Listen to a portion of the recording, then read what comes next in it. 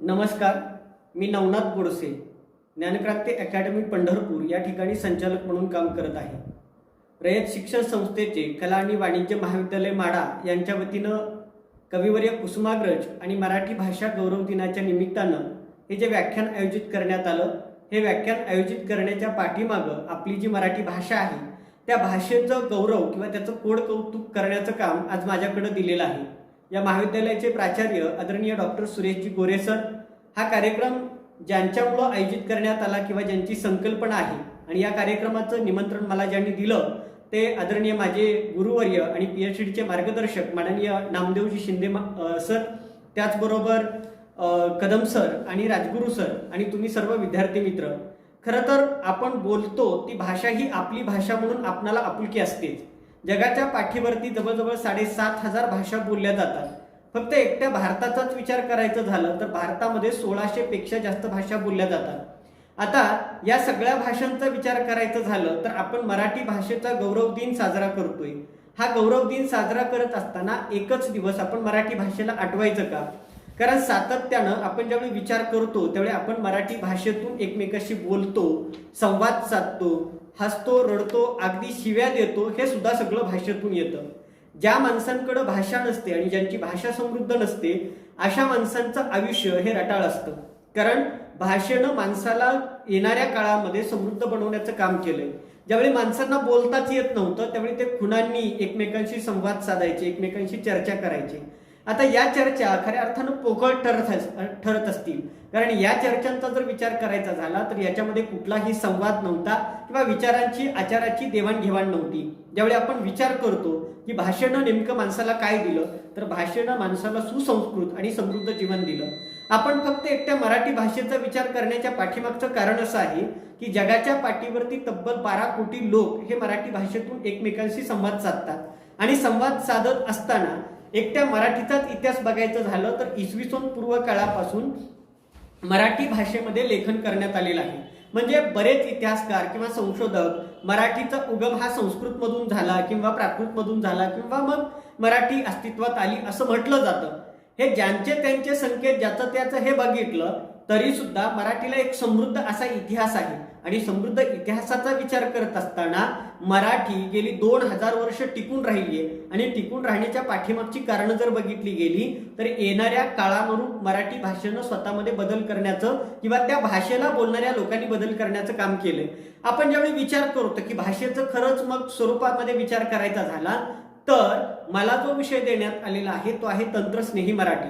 आता तंत्रस्नेही मराठी या विषयाचा विचार करत असताना मराठी आणि तंत्र आणि तीही स्नेह असणारी मराठी याचा विचार करायचा झाला तर मराठीनं आजतागायत आपल्यामध्ये तंत्रज्ञानाला स्वीकारलं आहे हे सातत्यानं समोर येतं. म्हणजे फक्त एकटी मराठीच नाहीये तर जगाच्या पाठीवरती जेवढ्या भाषा बोलल्या जातात त्या सगळ्या भाषांनी आपल्यामध्ये तंत्रज्ञानाचा स्वीकार करण्याचं काम केलंय. आता आपण जर विचारात घेतलं की सुरुवातीला आदिमानव अवस्थेमध्ये किंवा आदिम अवस्थेमध्ये माणूस ज्यावेळी जगत होता त्यावेळी माणसं एकमेकाशी संवाद साधताना हातवारे करणं किंवा एकमेकांशी हुंकार देणं, वेगवेगळ्या प्रकारचे आवाज काढणं या सगळ्यातून एकमेकांशी संवाद साधत होते.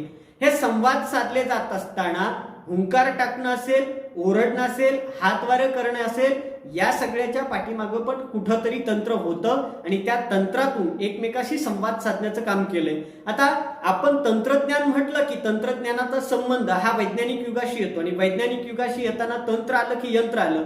पण जर आपण बारीक विचार करायचा झाला तर आपल्या अ पासून ज्ञ पर्यंत आपण जेवढे शब्द उच्चारतो त्यातल्या अ, आ, इ, ई, उ, ऊ हे जे शब्द आहेत हे आपल्या स्वरयंत्रातून बाहेर पडतात. स्वरयंत्रातून बाहेर पडतात म्हणजे ज्या ठिकाणी यंत्र येतं त्या ठिकाणी तंत्र येणं अपेक्षितच असतं. आपण जर एकट्या मराठी भाषेचा आज या ठिकाणी विचार करतोय तर तंत्रस्नेही मराठी नेमकी कशी आहे? कारण ज्या ठिकाणी भाषा येते त्या ठिकाणी तंत्रज्ञान येतं आणि जिथं तंत्रज्ञान येतं त्या ठिकाणी खऱ्या अर्थानं भाषेला समृद्ध करण्याचं काम होतं असं म्हटलं जातं. म्हणजे अगदी आदिमावस्थेचा विचार करताना आपण सांगितलं की हुंकार देणं, हातवारे करणं वगैरे हे सगळं आलंय. पण काळानुरूप ज्या ज्या वेळी जसं जसं जग बदलत गेलं तंत्रज्ञानामध्ये बदल होत गेले तसं तंत्रस्नेही मराठी होत आलेली आहे हे सातत्यानं आमच्या समोर येते. आम्ही जर बघितलं गेलं की हे तंत्रज्ञान किंवा हे तंत्र कुठं आहे आणि नेमकं त्याच्याशी आपली जवळीकता कशी आहे. आता आपण सहज बघूयात की मी आज तुमच्यासमोर उपस्थित राहू शकलो नाही किंवा सदेह उपस्थित राहू शकत नाही, पण या झूम मीटिंगच्या माध्यमातून आपण एकमेकाशी संवाद साधू शकतो. बदलत्या काळानुसार किंवा वेगवेगळ्या काळानुरूप आपल्या ज्या गरजा आहेत त्या गरजांमध्ये आपण परिवर्तित होण्याचं काम केलंय. म्हणजे या ठिकाणी आभासी तंत्रज्ञानाच्या साह्यानं आपण काय करतोय तर एकमेकाशी संवाद साधतोय. याचाच अर्थ आपण मराठीच्या मध्ये तंत्रज्ञानाचा स्वीकार केलेला आहे आणि आमची तंत्रस्नेही मराठी या ठिकाणी दिसते आहे. आपण जर बघायचं झालं तर भाषा आणि तंत्रज्ञान यांचा जवळचा संबंध आहे. गैरसमजूत ही असते की आपण जी भाषा बोलतो त्या ठिकाणी आपण तंत्रज्ञानाचा वापर कसा करायचा. म्हणजे जर आपण विचारात घेतलं की अगदी सुरुवातीच्या काळात ज्यावेळी कम्प्युटरचा शोध लागला त्यावेळी कम्प्युटरचा शोध लागल्यानंतर असं सांगण्यात आलं की कम्प्युटर हा एकाच वेळी 10 माणसाचं काम करू शकतो आणि त्यामुळं काय होईल की 10 माणसाच्या रोजगारावरती त्याची गदा येईल. म्हणजे ही एक खूप मोठी गैरसमजूत आहे. ज्या ठिकाणी तंत्रज्ञान येतं त्या ठिकाणी तंत्रज्ञ माणूस यायला पाहिजे आणि असा जर विचार करायचा झाला तर सुरुवातीच्या काळातल्या मतप्रवाहांचा विचार करताना असं म्हणण्यात आलं की जर आपण तंत्रज्ञानाचा स्वीकार केला तर तंत्रज्ञानाचा स्वीकार केल्यानंतर मराठीच्या अस्तित्वाला धोका पोहोचेल. आता खरं जर मराठीच्या अस्तित्वाचा विचार करायचा झाला तर मराठी कितीतरी काळ उलटून गेलं. म्हणजे ज्यावेळी प्राकृत पासून तिचा जन्म झाला, नाणेघाटातल्या एका शिलालेखावरती महारठीनो हे शब्द लिहिले गेले असतील किंवा श्रवणबळेगोळच्या शिलालेखावरती चामुंडराये करविले हे शब्द असतील, या शब्दामधून मराठीचं अस्तित्व दिसतं आहे आणि मग अगदी छोट्या स्वरूपात दिसणारं अस्तित्व आजच्या प्रमाण मराठीपर्यंत येतंय आणि अशा वेळी मग आमचं अस्तित्व हरवलं कुठं हा सगळ्यात मोठा प्रश्न आहे. म्हणजे बदलत्या काळानुसार तंत्रज्ञान बदलत गेलं तरी सुद्धा मराठीच्या अस्तित्वाला कुठलाही धोका पोहोचला नाही. इथं आपण हे विचारात घेणं गरजेचं आहे की कोणतंच तंत्रज्ञान कधीच कुठली गोष्ट संपवू शकत नाही. तंत्रज्ञानाचे जितके फायदे असतात तितके तोटे असतात हे मला मान्य आहे, पण तंत्रज्ञान आपल्या बाबतीत आपण कसं वापरायचं याचा जर विचार करायचा झाला तर तंत्रज्ञानाच्या साह्यानं प्रत्येक ठिकाण प्रत्येक क्षेत्र हे समृद्ध झालेलंच सातत्यानं दिसून आले आणि म्हणून मराठीमध्ये तंत्रज्ञानाचा वापर ज्यावेळी झाला त्यावेळी मराठीमध्ये वापर झाल्यानंतर तीच मराठी जगभरामध्ये पोहोचली गेली. म्हणजे जर मराठीमध्ये तंत्रज्ञानाचा वापर झालाच नसता तर काय झालं असतं. एक गंमत सांगतो की आपण सुरुवातीला शिलालेखावरती भुर्जपत्रावरती मराठी लिहिली. शिलालेखावरती पावसानं जर ते झोडपलं गेलं किंवा पावसाच्या पाण्यानं त्याच्यावरती जर प्रवाह पसरत राहिला तर शिलालेखांवरची अक्षरं नंतर पुसून गेली असतील. भुर्जपत्र ही कुजू शकतात. नंतरच्या काळामध्ये तंत्रज्ञानाच्या साह्यानं कागदाचा शोध लागला आणि कागदावरती शाईनं लिहिलं गेलं. म्हणजे आपण जर विचारात घेतलं तर शिलालेखावरती लिहिणं हे सुद्धा एक तंत्रच आहे. भुर्जपत्रावरती लिहिणं हे एक तंत्र आहे. कागदाचा शोध तंत्रज्ञानाच्या साह्यानं लागला, याच्या पाठीमागं सुद्धा तंत्र येतं आणि म्हणून भाषेचा विकास हा तंत्रज्ञानाच्या साह्यानं होऊ शकतो हे सातत्यानं पुढे आलंय. म्हणजे तंत्रज्ञान विकसित होईल अशी भाषा आपल्याला विकसित करणं गरजेचं आहे. कारण कुठल्याही भाषेमधले महत्वाचे 2 घटक असतात, ते म्हणजे आशय आणि अभिव्यक्ती. याच्यामध्ये मी तुमच्याशी बोलतोय आणि बोलत असताना माझी अभिव्यक्ती काय आहे, कारण मराठीवरती माझं प्रेम आहे तसंच तुमचं प्रेम आहे आणि म्हणून मराठीमध्ये जो आशय आहे तो आपल्यापर्यंत पोहोचवण्यासाठी किंवा तुमच्यापर्यंत पोहोचवण्यासाठी माझ्या अभिव्यक्तीच्या माध्यमातून आपण तंत्रज्ञानाचा इथं वापर करतोय. म्हणजे मराठीवरती आपलं प्रेम आहे, माझा मराठाची बोलू कौतुके प्रेमृत ही पैजा जिंके किंवा मराठी असे आमची माय बोली, अशा शब्दांनी मराठीवरचं प्रेम इथं दिसून येत नाही. तर येणाऱ्या काळामध्ये तंत्रज्ञान जसजसं बदलत गेलंय तस तसं मराठी त्याला स्वीकारत गेलेली आहे. म्हणजे आपण जर बघितलं गेलं तर असं दिसून येतं की आपली वर्णमाला असेल किंवा लिपी असेल हे सुद्धा एक तंत्रज्ञान आहे. किंवा वर्णमाला आपण ज्यावेळी तयार केली त्यावेळी ती वर्णमाला तयार केल्यानंतर ती लिहायची कशात याच्यासाठी देवनागरी लिपी वापरण्यात आली, पण ती लिपी लिहिताना एक अक्षर पुन्हा येऊ नये किंवा ती चिन्ह समान असू नये याची काळजी ज्यावेळी आपण घेतली गेली त्या ठिकाणी सुद्धा आपण तंत्रज्ञानाचा वापर केलेला आहे. आपण जर विचारात घेतलं तर भाषा कशी असावी किंवा भाषेला एक योग्य वळण देण्यासाठी काही नियम बनवण्यात आले. आता हे नियम म्हणजेच व्याकरण असं सांगितलं जातं, पण हे व्याकरण सुद्धा तंत्रज्ञानाच्या साह्यानं निर्माण केलेलं आहे. याचा अर्थ मराठीनं तंत्रज्ञानाला स्वीकारलेलं होतं. म्हणजे आपण जर बघितलं गेलं की उच्चार कोणत्या शब्दाचे कसे असावेत याचा विचार करत असताना ते एका नियमामध्ये बांधण्यात आलं आणि त्याच्यातून जर जन्म कशाचा झाला असेल तर तो छंद आणि अलंकाराचा जन्म झाला. म्हणजे आपण जर विचारात घेतले तर मराठीमध्ये असणारे काही छंद आणि मराठीतले काही अलंकार याच्यामध्ये भाषेचा जो गोडवा निर्माण होतो त्याच्या पाठीमागं तंत्रज्ञान आहे. म्हणजे आपण एक साधं उदाहरण बघूया की एक अलंकारामध्ये उदाहरण आहे, औषध न लगे मजला किंवा कृष्ण नवरा मी नवरी, अशी दोन उदाहरणं सातत्यानं सांगितली जातात. आता याच्यामध्ये एकच वाक्य जर ते फोडून घेतलं गेलं, म्हणजे हे श्लेष अलंकाराचं उदाहरण आपण विचारात घेतो की औषध न लगे मजला असं सांगणारी दमयंती हे शब्द फोडताना बोलताना ती दोन प्रकारे बोलते की औषध नल गे मजला. आता यातला नल म्हणजे नल राजा आणि गे म्हणजे पाहिजे. माझ्यासाठी कुठलं औषध पाहिजे तर ते नल राजा हे औषध आहे. किंवा तिची आई ज्यावेळी विचारते की सांग तुझ्या आजारावरती आम्ही औषध काय देऊ, बरेचसे वैद्य वगैरे झाले असतात आणि ही दमयंती असते ती पडलेली असते नलराजाच्या प्रेमामध्ये.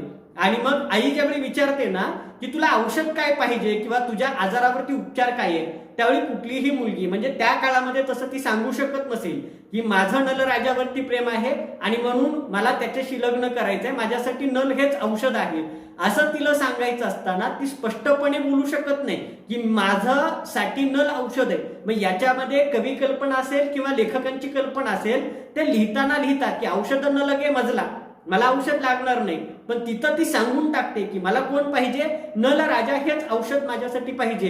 हे तंत्र आहे. याच्यामध्ये अलंकार निर्माण करताना जे तंत्र वापरण्यात आलंय ते खूप सुंदर आहे. आता दुसरीकडे आपण जर बघितलं तर त्यातलंच दुसरं उदाहरण कृष्ण नवरा मी नवरी, शिशुप आलं नवरा मी नवरी असं ते एक उदाहरण आहे. याच्यामध्ये रुक्मिणीला सांगायचं आहे की मला कृष्ण नवरा करायचा आहे आणि मी नवरी होणार आहे. शिशुपाल नवरा मी नवरी असं ते बोलताना तिथल्या ज्या कवी कल्पना येतात किंवा छंद अलंकार येतात, या ठिकाणी तंत्राचा वापर केला गेला आहे आणि यातून मराठीला समृद्ध करण्याचं काम केलंय.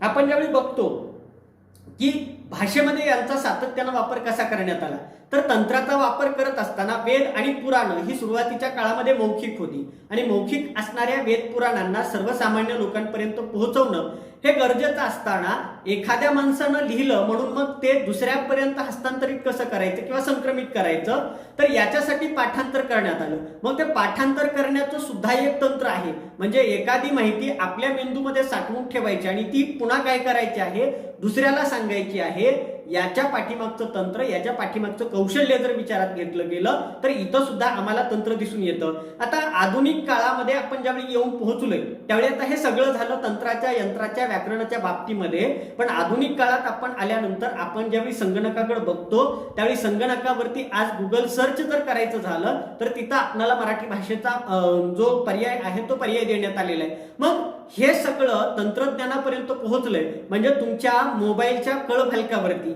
हे कसं झालं, मराठीतून तुमच्या मोबाईलच्या किंवा तुमच्या भ्रमणध्वनी यंत्राच्या कळफलकावरती. पण हेच जर मी आता सद्यस्थितीला वापरात असणाऱ्या मराठीमध्ये सांगायचं झालं तर तुमच्या मोबाईलच्या कीबोर्डवरती सद्यस्थितीला तुम्ही मराठी कीबोर्ड किंवा मराठी टाईपरायटर वापरू शकता. हे जे आहे हे सुद्धा एक तंत्र आहे. आणि आताच्या स्थितीला गुगलनं काय केलेलं आहे तर अगदी फास्ट टायपिंगचा सुद्धा अंतर्भाव आपल्या तंत्रज्ञानात केलेला आहे.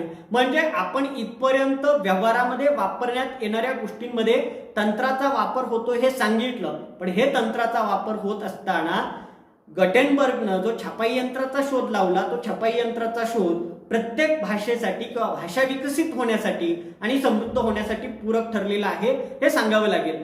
कारण जर छपाई यंत्राचा किंवा छपाईचा शोधच लागला नसता तर मराठीतलं, संस्कृतमधलं किंवा जगातल्या कितीतरी भाषांमधलं साहित्य हे नष्ट होण्याची शक्यता होती किंवा नष्ट झालं असतं. आणि त्याऐवजी मग आपल्याला नवीन साहित्य निर्मिती करणं किंवा मानवी समाज हा तसाच रानटी पशु राहिला असता. आणि म्हणून छपाई यंत्राचा शोध किंवा छपाई तंत्राचा शोध हा जगातल्या प्रत्येक भाषा जिवंत ठेवण्यासाठी पूरक ठरला आहे हे सातत्यानं समोर येते. आपण मराठी भाषेचा ज्यावेळी विचार करतो त्यावेळी मराठीमध्ये अनेक जोडाक्षर आहेत. भारतीय भाषांचा जर विचार करायचा झाला किंवा तुम्ही जर इंग्रजी भाषा बघितली तर इंग्रजीमध्ये काना मात्रा वेलांटी उकार हा काही प्रकार नाहीये आणि मराठीमध्ये मात्र हा काना मात्रा वेलांटी उकार सातत्यानं येतो. अगदी कुठल्याही भाषेमध्ये जोडाक्षरांची संख्या जास्त नाहीये, पण मराठीमध्ये जोडाक्षरांच्या बाबतीमध्ये वेगवेगळ्या प्रमाण चिन्हांचा वापर करण्यात आलेला आहे. हे प्रमाण चिन्ह वापरणं सुद्धा तंत्रस्नेहाचं उदाहरण आहे.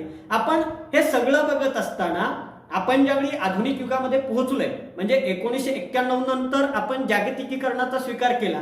आता जागतिकीकरणाचा स्वीकार करण्यापूर्वी स्वातंत्र्यपूर्व कालखंड आणि स्वातंत्र्यानंतरचा कालखंड याचा जर विचार करायचा झाला तर स्वातंत्र्यपूर्व कालखंडामध्ये मराठी वृत्तपत्रांनी, मराठी साहित्यिकांनी आणि मराठी विचारवंतांनी तंत्राचा वापर करतच स्वतंत्र चळवळ जिवंत ठेवण्याची काम केलेली होती. म्हणजे मराठीतलं पहिलं वृत्तपत्र कुठलं याचं उत्तर दर्पण असं येतं, पण ते दर्पण छापाईसाठी आपण तंत्राचा वापर केलेला होता. आणि याचा विचार करत असताना मग स्वतंत्र चळवळ जिवंत ठेवणाऱ्या क्रांतिकारकांनी असेल किंवा समाज सुधारकांनी असेल, या ठिकाणी योग्य वेळी योग्य तंत्राचा वापर केलाय. आणि अशा वेळी मग आपण भाषा बोलतोय, भाषा वापरतोय आणि भाषेला समृद्ध करण्याचं काम करतोय. तर याच्यामध्ये तंत्राचा वापर होतोय हे सातत्यानं पुढे आलंय. म्हणजे आपण जर स्वतंत्र नंतरच्या कालखंडाचा विचार करायचा झाला तर मराठीतल्या अनेक नामवंत साहित्यिकांची व्याख्यानं, कथा, कविता या सर्वसामान्य रसिक प्रेक्षकांपर्यंत पोहोचवण्यासाठी आकाशवाणीसारख्या किंवा रेडिओ सारख्या एका सर्वमान्य साधनाचा वापर केलेला होता.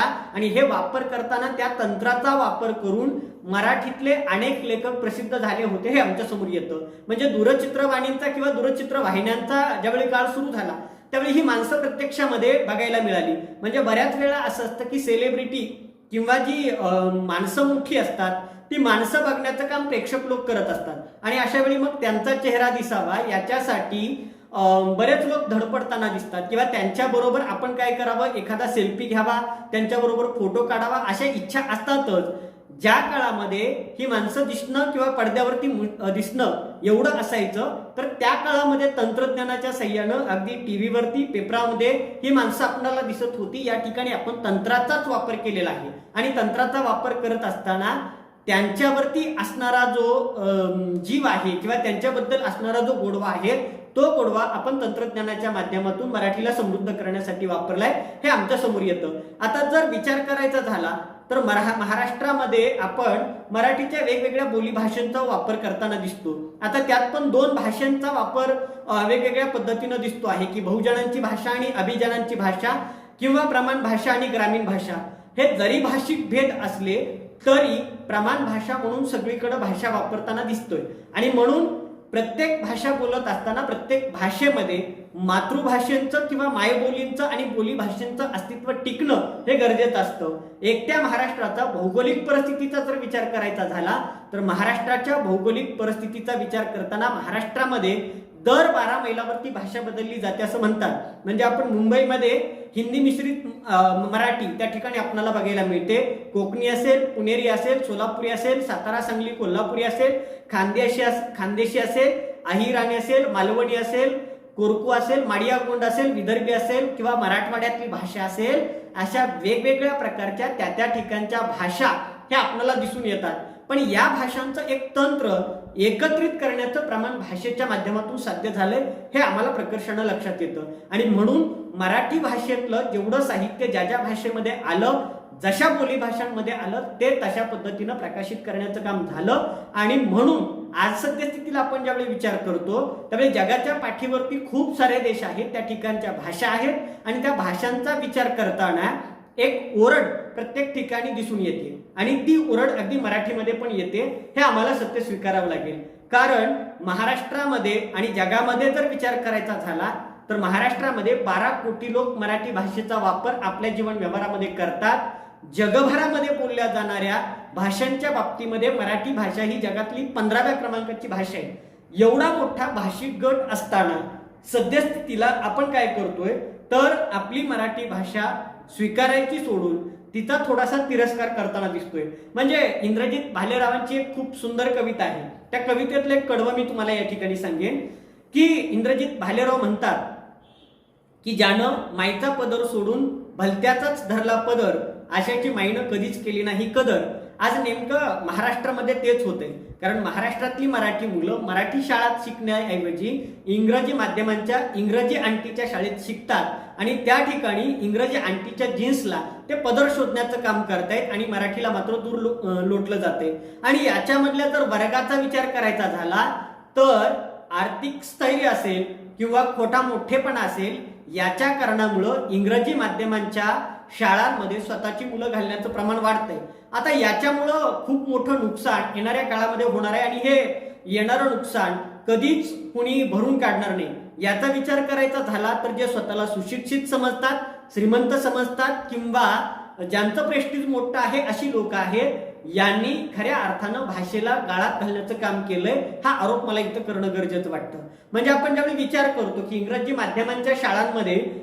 माध्यमांच्या शाळांची पटसंख्या वाढते आहे आणि मराठी शाळा मात्र डबघाईला आलेल्या आहेत, याचा विचार करताना हे लोक कधीच विचार करत नाहीयेत की मानसशास्त्र असं सांगतं की वयाच्या 13व्या 14व्या वर्षापर्यंत एक मूल किमान 4 भाषा शिकू शकतं आणि त्या 4 भाषा शिकल्यानंतर त्याची भाषिक समृद्धी वाढू शकते.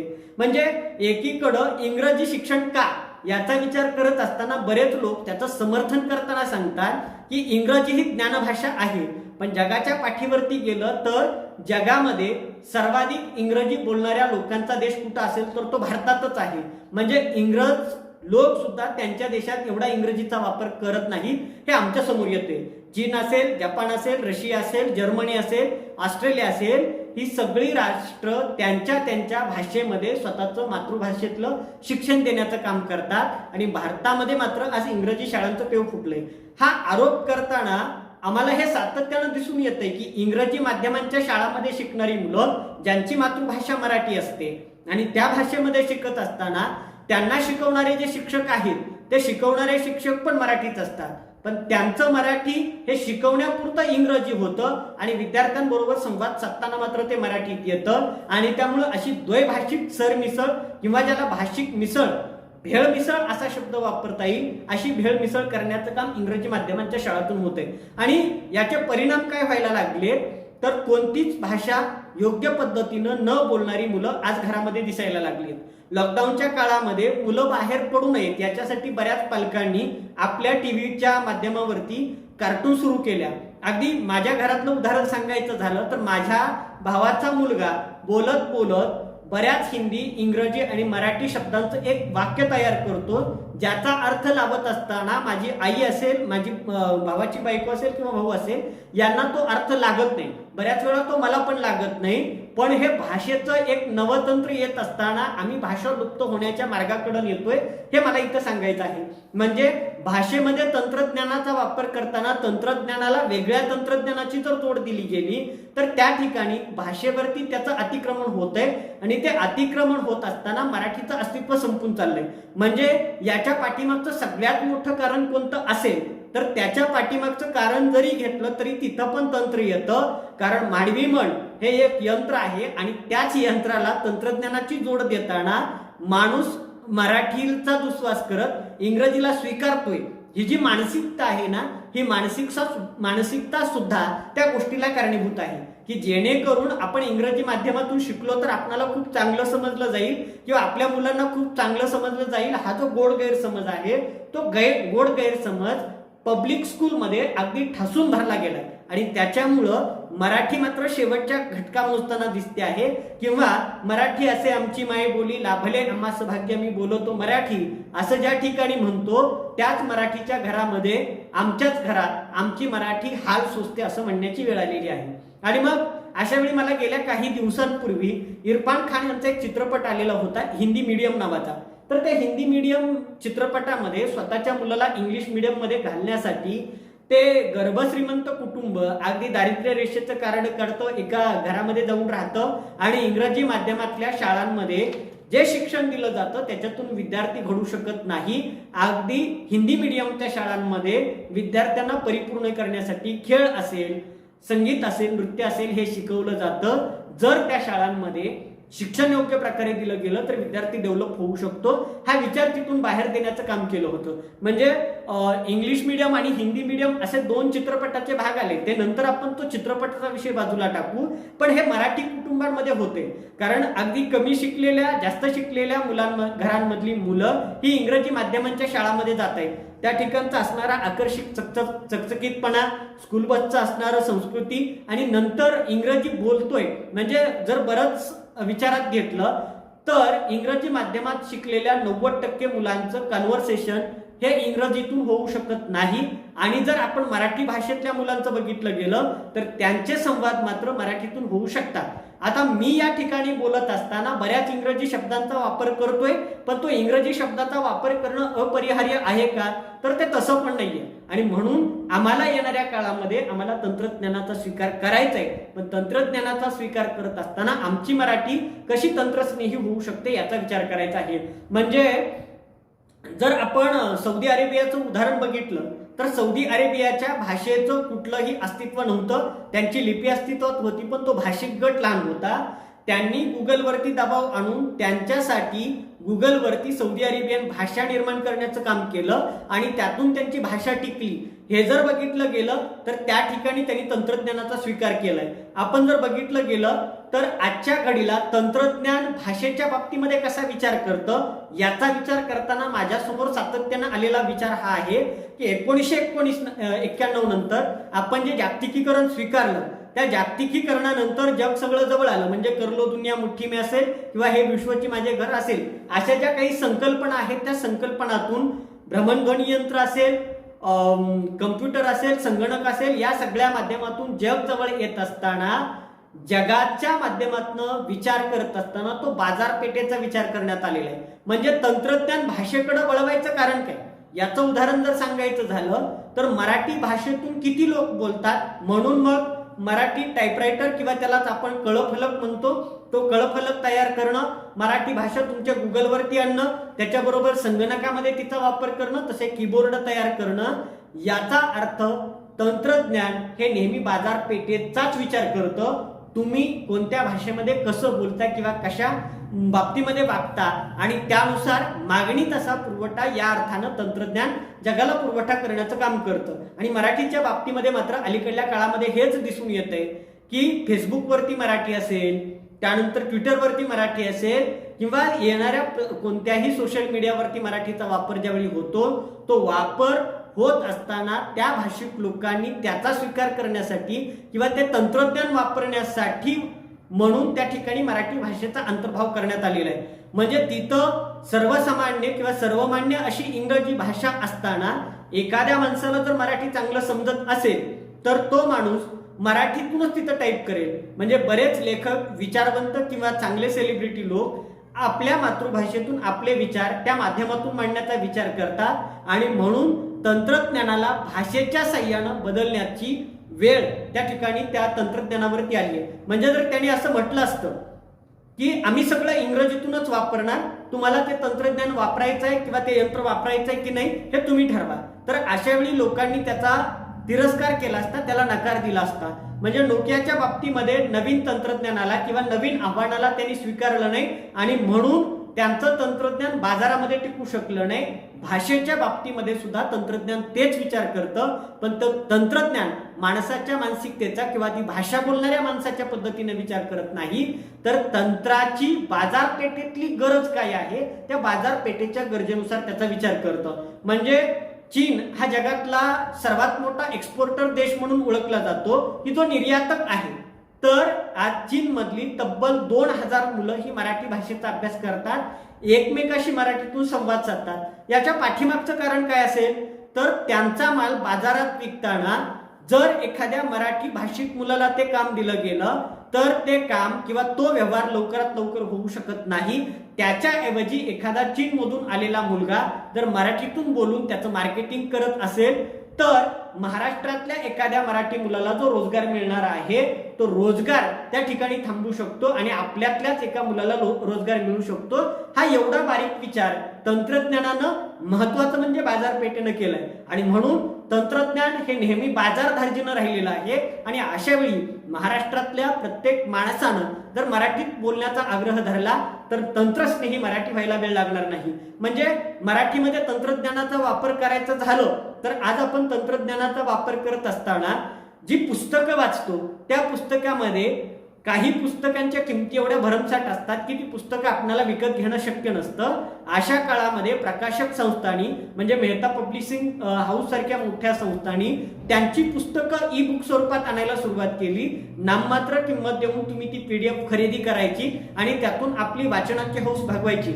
असा जर विचार केला तर तंत्रस्नेही मराठी आम्हाला इथं पण दिसून येते. आणि म्हणून हे मार्केट ज्या पद्धतीनं चालतं त्या पद्धतीनं तंत्रज्ञान चालतं आणि अशा काळामध्ये इथून पुढे येणाऱ्या काळात मराठी माणसांची भूमिका नेमकी काय असली पाहिजे.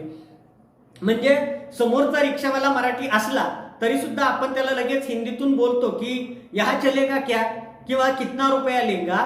मराठी माणसाची मानसिकता ही आहे की मराठी माणूस हा समोरच्याच्या पद्धतीनं स्वतःला अनुकूल करून घेण्याचा प्रयत्न करतो. म्हणजे समोरच्याची गरज काय आहे किंवा तो काय करतो हे बघत नाही तर स्वतःमध्ये बदल घडवून आणण्याचा प्रयत्न करतो. जगाच्या पाठीवरती अशी असंख्य उदाहरणं आहेत की जी माणसं स्वतःला अनुकूल करून घेतात, स्वतःमध्ये बदल करायला तयार असतात, त्यांचा देश टिकत नाही, त्यांचा समाज टिकत नाही, त्यांची भाषा टिकत नाही, त्यांची संस्कृती सुद्धा टिकत नाही. आणि म्हणून आम्हाला तंत्रज्ञानाचा विचार करत असताना तंत्रज्ञानाच्या पद्धतीनं आपण वागण्यापेक्षा आपल्या पद्धतीनं तंत्रज्ञान कसं वागू शकतं याचा विचार करणं गरजेचं आहे. म्हणजे एखाद्या मोबाईल कंपनीच्या ग्राहक परिचय ग्राहक केंद्राला फोन केल्यानंतर आपण लगेचच हिंदीमधून बोलायला सुरुवात करतो आणि तिथं मराठीतून बोलत नाही. आणि अशा वेळी मग काय होतं की त्या ठिकाणी मराठी मुलं जी असतात ती बाहेर पडतात. हे आपल्या वाचनात येतं पण ते आपण समजून घेत नाही आणि समजून घेत नाही आणि म्हणूनच मग बाकीचे जे लोक असतात ते लगेचच त्यांच्या भाषेतून बोलायला चालू करतात. आपण दक्षिणेकडल्या 5 राज्यांचा जर विचार केला, कर्नाटक, तेलंगणा, आंध्र प्रदेश, तामिळनाडू आणि मल्याळम ही माणसं सातत्यानं स्वतःच्या भाषांचा पुरस्कार करत आलेली आहेत. त्याच्या जोडीला त्यांनी ज्ञानभाषा म्हणून इंग्रजी स्वीकारले, पण हे स्वीकारत असताना त्यांचा हिंदीचा विरोध आम्हाला दिसून येतो. पण ते बोलत असताना पहिल्यांदा स्वतःच्या भाषेमधून बोलायला चालू करतात.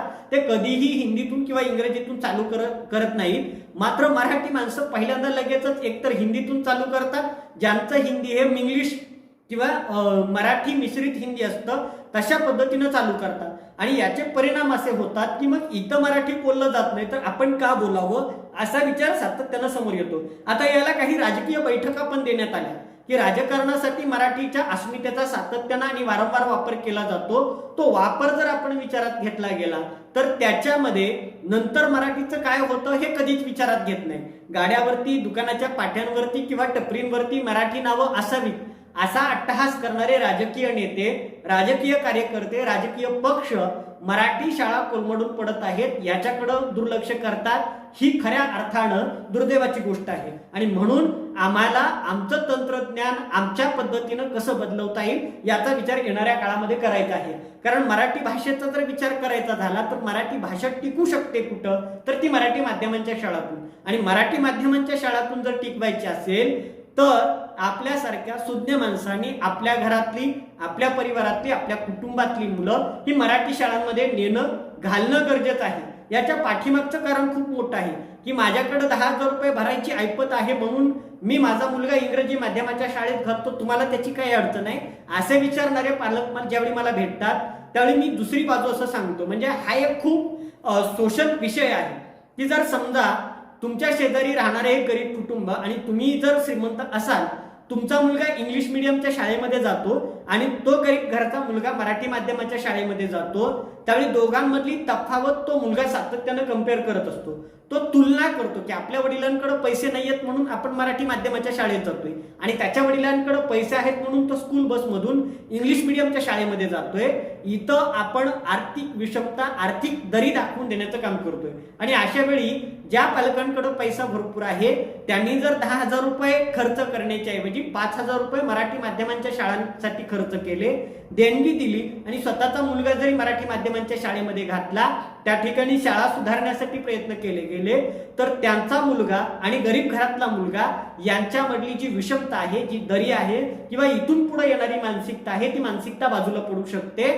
हे जे तंत्र आहे मानसिक बदलाचं, ते तंत्र आता मराठीतल्या सगळ्याच लोकांना आत्मसात करणं गरजेचं आहे. कारण मराठी भाषा कमी बोलली जाते म्हणून इंग्रजीकडे कल असणाऱ्या शाळांची संख्या सातत्यानं वाढत असताना किंवा सोशल माध्यम असतील, तंत्रज्ञान असेल, इंजिनिअरिंग असेल, या सगळ्या गोष्टींमधून इंग्रजीचा, हिंदीचा किंवा कोणत्याही भाषेचा वापर होत असताना आपण आपली भाषा का सोडायची याचा विचार करणं गरजेचं आहे.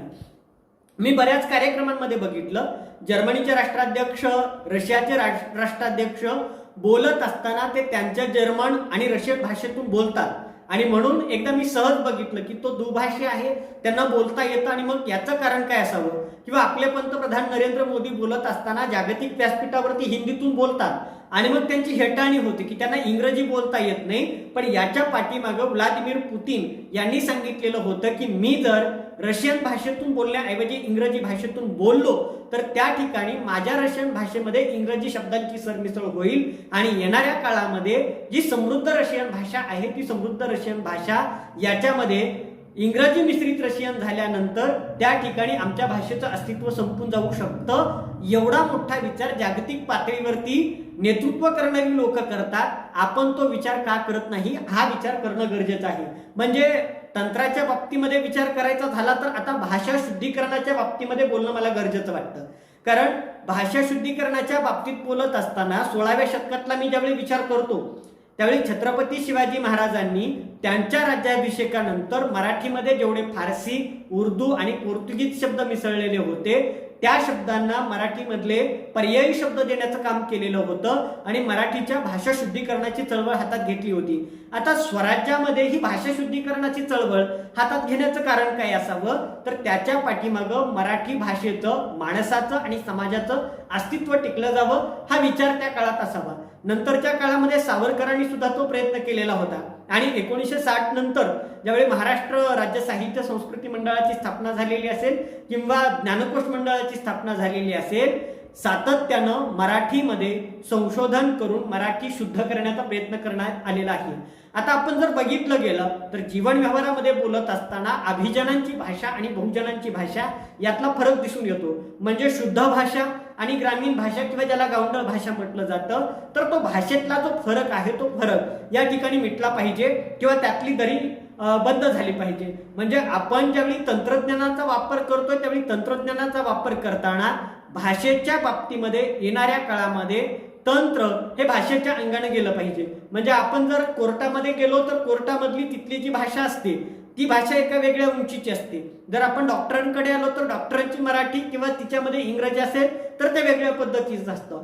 शाळेमध्ये शिकवलं जाणारं, कॉलेजमध्ये शिकवलं जाणारं मराठी हे सगळं सातत्यानं वेगळं असतं आणि अशा काळामध्ये हे वेगळेपण असताना मराठीला एकत्रित करण्याचं तंत्र किंवा ती भाषा एकाच पातळीवरती आणण्याचं तंत्र येणाऱ्या काळात आम्हाला करावं लागणार आहे. म्हणजे हे फक्त एवढ्यावरती थांबून चालणार नाही, तर मराठी ज्या बोली भाषांमुळे टिकून आहे त्या बोली भाषांचं अस्तित्व पण टिकणं गरजेचं आहे.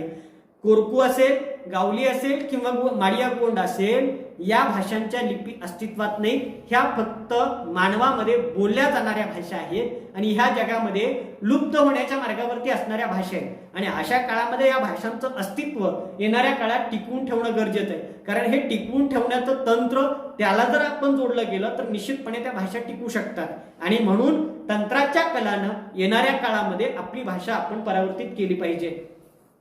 आपण विद्यार्थी आहोत आणि विद्यार्थी असताना बरेच विद्यार्थी असं करतात की आपल्या सोशल मीडियावरती फेसबुक असेल, व्हॉट्सअप असेल, ट्विटर असेल, त्या ठिकाणी इंग्रजीतून त्या ठिकाणी एखादा मेसेज टाकण्याचं काम करतात किंवा हॅपी बर्थडे असं सहजपणे लिहून जातात. पण आपण जर सातत्यानं मराठी कीबोर्डचा वापर केला, मराठीतून तिथं मेसेज टाईप करत गेलो तर त्यानुसार तशी गरज ओळखून तंत्राला सुद्धा या ठिकाणी बदलावं लागणार आहे. ते बदलण्याची जबाबदारी तुमच्या माझ्यासारख्या सुज्ञ विद्यार्थ्यांच्या खांद्यावरती आहे. कारण आपण जर काळानुसार बदलायचा विचार केला आणि इंग्रजीचा स्वीकार केला तर निश्चितपणे मराठी माणसाचं अस्तित्व येणाऱ्या काळामध्ये नष्ट झाल्याशिवाय राहणार नाही. आणि म्हणून आपण सहजपणे इंग्रजीचा अभिमान बाळगत असताना मराठीला मात्र दूर करण्याचं काम करायचं नाही. कारण इंद्रजित भालेरावांचं मागाचं वाक्य मी सांगितलेलं होतं, ज्यानं माईची कधीच केली नाही कदर, अशाला माई कधीच देत नाही आदर, हे आम्हाला माहीत आहे. आणि म्हणून ज्ञानेश्वरांनी गौरवलेली मराठी की मराठी असे आमची माय बोली, अमृतातेही पैजा जिंके ऐसे अक्षरे रसिके मिळविणं असे सांगणारे ज्ञानेश्वर. म्हणजे जिथं त्यांच्या भाषेचा गोडवा आम्हाला दिसून येतो किंवा कवी कुसुमाग्रजांच्या कविता असतील, विंदा करंदीकरांच्या कविता असतील, अलीकडल्या काळामध्ये युवकांच्या हृदयाचं हृदयस्थान झालेले संदीप खरे आणि सलील कुलकर्णी असतील, ही माणसं सातत्यानं मराठीमध्ये लिहित आहेत, मराठीमध्ये बोलतात आणि मराठीचा उदो करताना दिसतात. अशा काळामध्ये जग बदलतं, जगाची भाषा ज्ञानभाषा म्हणून आम्ही इंग्रजी भाषेचा स्वीकार करताना आमच्या मराठी माईला मात्र विसरता कामा नये, ही मागणी, ही अपेक्षा मी व्यक्त करतो. याच्या जर विचार करायचा झाला तर बरीच मुलं स्टाईलमध्ये स्वतःची स्वाक्षरी, ज्याला आपण साईन म्हणतो, ती साईन इंग्लिशमध्ये करताना दिसतात. आमचे सांगोल्याचे कवी मित्र आहेत सुनील जवंजाळ म्हणून, ते त्यांच्या एका कवितेमध्ये लिहितात की बोलावी मराठी, ऐकावी मराठी आणि मराठीच्या हितासाठी स्वाक्षरी करावी मराठी. म्हणजे आम्हाला स्वाक्षरीचं तंत्र सुद्धा आता मराठीमध्ये आणायचं आहे. हे सगळं आम्हाला तंत्राच्या माध्यमातून शिकत असताना तंत्रज्ञानाला आपल्या दारात उभं करायचं आहे. कारण बाजारामध्ये जे विकतं तेच निर्माण करण्याचं काम मार्केट करतं. आम्हाला आमच्या मराठी भाषेचा हा मार्केट किंवा बाजारपेठ तयार करायची. कारण मराठी अभिजात भाषा व्हावी अशी सातत्यानं मागणी होत असताना आता सांगितल्या पद्धतीनं आपण हे विसरत चाललोय की आपण अभिजात भाषेची मागणी करतोय, पण अभिजात भाषेची मागणी करताना आपण मराठीमध्ये किती बोलतो याचा विचार आपण करणं गरजेचं आहे. कारण उद्याचं आपण जर आज असा विचार केला की मराठी भाषेचा गौरव दिन आहे आणि आज दिवसभर आपण एकाही इंग्रजी शब्दाचा वापर करायचा नाही असं ठरवलं तर पहिला शब्द म्हणजे माझा मोबाईल दे असं ज्यावेळी आपण म्हणतो त्यावेळी त्या मोबाईलचा जो मराठी शब्द आहे त्याला भ्रमणध्वनी असं म्हटलं जातं. हे बऱ्याच लोकांना माहित नाही. म्हणजे जर सहजपणे विचारात घेतलं तर मोबाईलमध्ये यूज केलं जाणारं किंवा वापरलं जाणारं जे सिम कार्ड आहे त्या सिम कार्डला मराठीमध्ये काय म्हटलं जातं तर असं म्हटलं जातं. असं जर विचारलं तर बरीच मुलं सांगू शकणार नाही. म्हणजे हे काय आहे तर याच्या पाठीमागं तुम्ही स्वतःला काळानुसार बदलत असताना तंत्राच्या रूपामध्ये बदललं आणि म्हणून आम्ही आमच्या भाषेपासून दूर जातोय हे आम्हाला लक्षात यायला हवं. आणि म्हणून आपण ज्यावेळी विचार करतो त्यावेळी प्रत्येकाला आपल्या भाषेचा आदर असलाच पाहिजे, तो असावा. म्हणजे बऱ्याच व्यासपीठांवरती बोलताना मी मराठीतून बोलतो, बरीच व्यासपीठं मी हिंदी आणि इंग्रजीतून गाजवलेली आहेत, पण ज्यावेळी मी महाराष्ट्रामध्ये किंवा एखाद्या कार्यक्रमामध्ये बोलतो त्यावेळी सातत्यानं माझा वापर हा मराठी भाषेतून किंवा मराठी भाषेचा आहे. आणि मग मराठी भाषेचा हा वापर करत असताना त्यातलं तंत्र, यंत्र आणि माझ्या उपयोगासाठी काय उपयोग पडता येईल याचा विचार मला येणाऱ्या काळात करायचा आहे. आम्हाला तंत्रज्ञान हे मराठीच्या दारात आणायचं आहे आणि तंत्रज्ञान मराठीच्या दारात आणत असताना सातत्यानं मराठीचा वापर करणं एवढंच एक काम आम्हाला करायचं आहे. ते काम करत असताना मराठीतलं जे साहित्य आहे त्या साहित्याचा पण विचार करणं गरजेचं आहे. कारण साहित्य जर मराठीतलं वाचलं गेलं नाही तर अनेक तरुण होतकरू साहित्यिक उपाशी पोटी झोपू शकतात. हा विचार करणं आम्हाला गरजेचं आहे.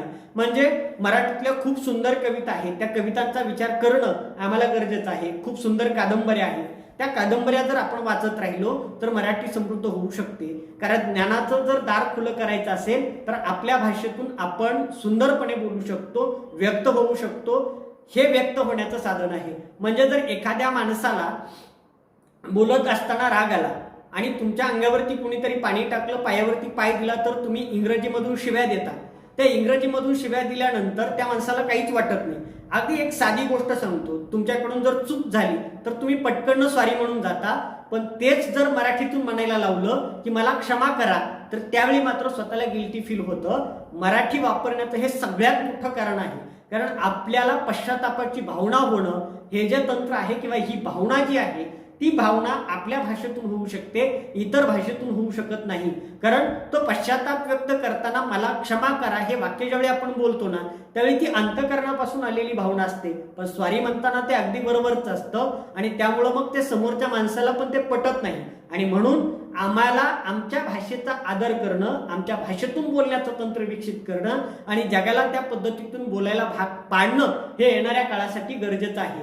या ठिकाणी मराठी भाषेच्या गौरव दिनानिमित्त मराठी भाषेमधून बोलणाऱ्या, वाचणाऱ्या, ऐकणाऱ्या सगळ्या माणसांना मनापासून मराठीतून मराठी भाषा टिकवून ठेवण्यासाठी शुभेच्छा. कारण ती भाषा टिकणार आहे हे माहीतच आहे. पण या ठिकाणी तुम्ही सर्वांनी मला ऐकून घेतलं, मला या ठिकाणी बोलायची संधी दिली त्याबद्दल या महाविद्यालयाचे प्राचार्य, महाविद्यालयाचे सर्व प्राध्यापक आणि तुम्ही सर्व मराठीचे विद्यार्थी या सर्वांचं मी मनापासून आभार व्यक्त करतो आणि थांबतो. धन्यवाद.